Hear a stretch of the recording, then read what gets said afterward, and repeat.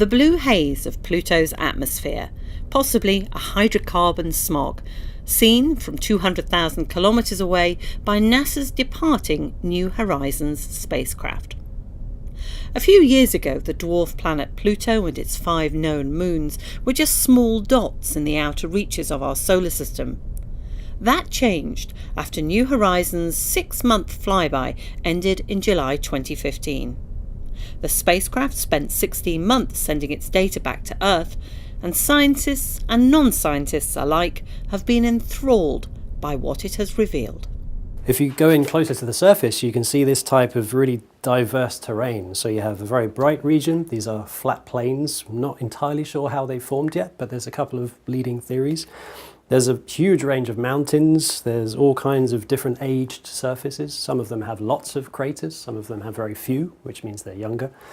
If you look at in a lot of detail at some of the mountainous regions, you can see that actually they're a few kilometers high, but they're made of water ice. I mean, that's on Pluto, it's so cold that water ice is the hardest thing. It's more like rock. And so the stuff that forms the softer material is actually nitrogen ice.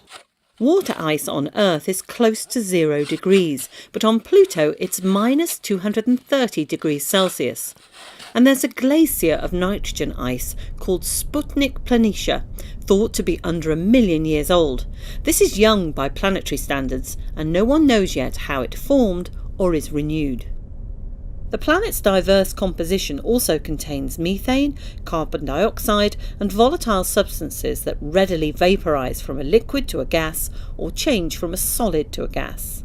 One of the really fascinating things is some of the surface coloration you can see in these images actually shows that there are these compounds called tholins, which are a combination of elements, but they're related to prebiotic molecules, so they're kind of relevant to prebiotic chemistry.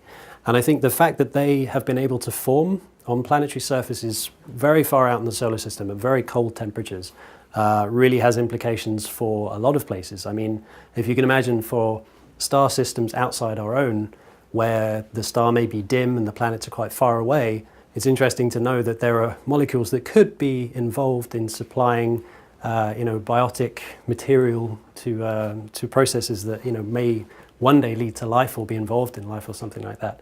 They're actually forming way out in the solar system where no one really expected. Pluto is not like anything ever seen before, but the 6 gigabytes of New Horizons images and scientific measurements are giving scientists scientific mysteries to unravel for years to come.